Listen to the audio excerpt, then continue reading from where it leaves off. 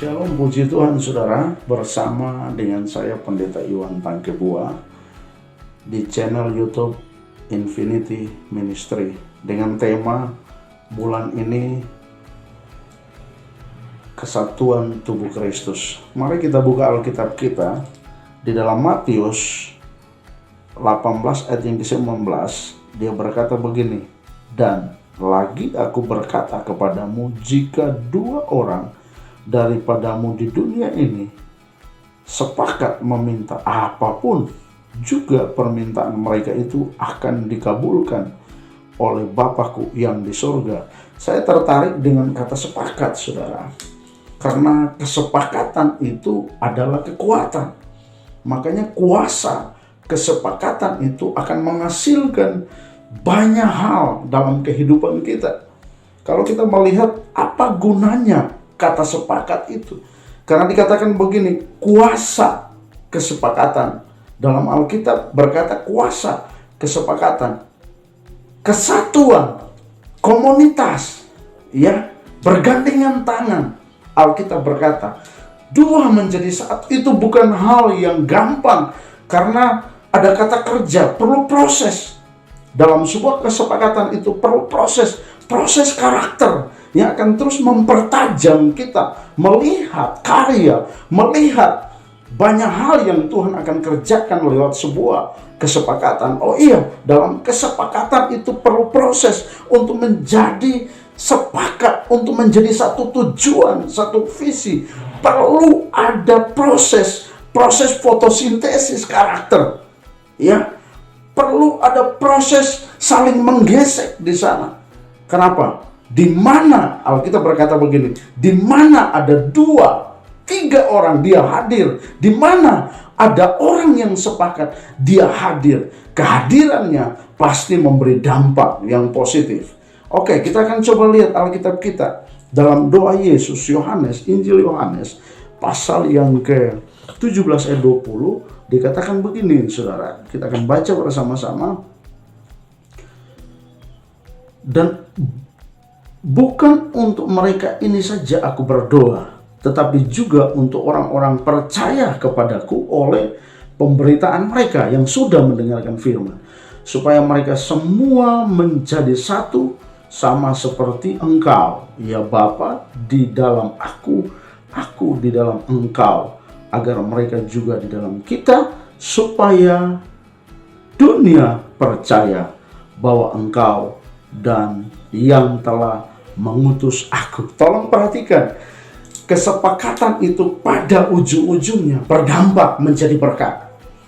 Ya, makanya kuasa kesepakatan itu sangat berdampak.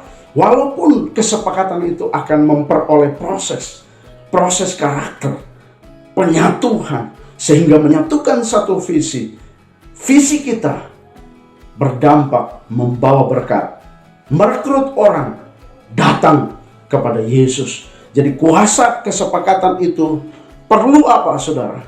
Perlu apa? Perlu penyerahan total. Perlu apa? Saling menerima. Perlu apa?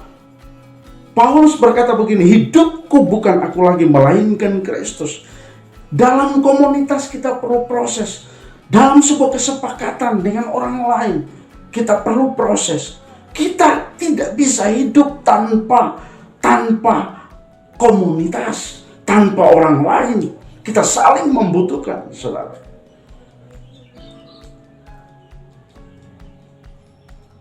Ada satu statement yang berkata begini, "Better together." Artinya begini, kalau mau berlari cepat, berlarilah sendiri. Tapi kalau mau jalan jauh, berjalanlah bersama-sama. Wes, luar biasa. Kalau mau lari cepat, berlarilah sendiri. Tapi kalau mau berjalan jauh, berjalanlah bersama-sama. Better together.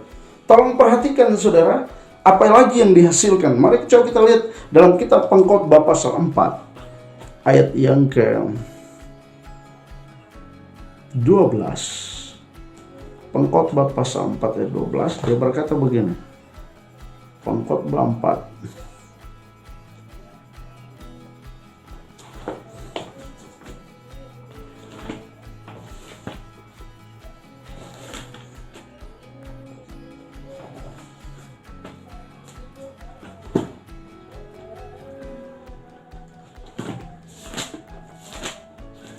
Pengkhotbah 4 dia berkata begini.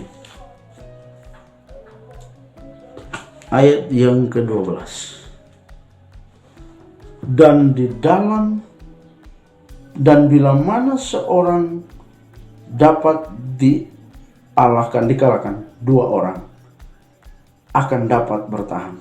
Tali 3 lembar tak mudah diputuskan. Ayat yang ke-9, berdua lebih baik daripada seorang diri, karena mereka menerima upah yang baik dalam jerih payah mereka.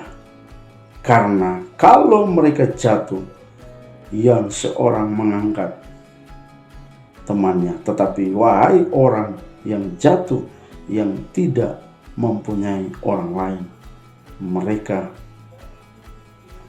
mengangkat mereka. Tolong perhatikan, luar biasa ini perkataan kebenaran. Jadi kuasa kesepakatan, kuasa kesatuan itu diperlukan gereja Tuhan di akhir zaman ini untuk memenangkan banyak jiwa, untuk merekrut banyak jiwa datang kepada Tuhan. Puji Tuhan, Tuhan memberkati. Tetap sepakat, bersatu kita teguh, bercerai kita runtuh.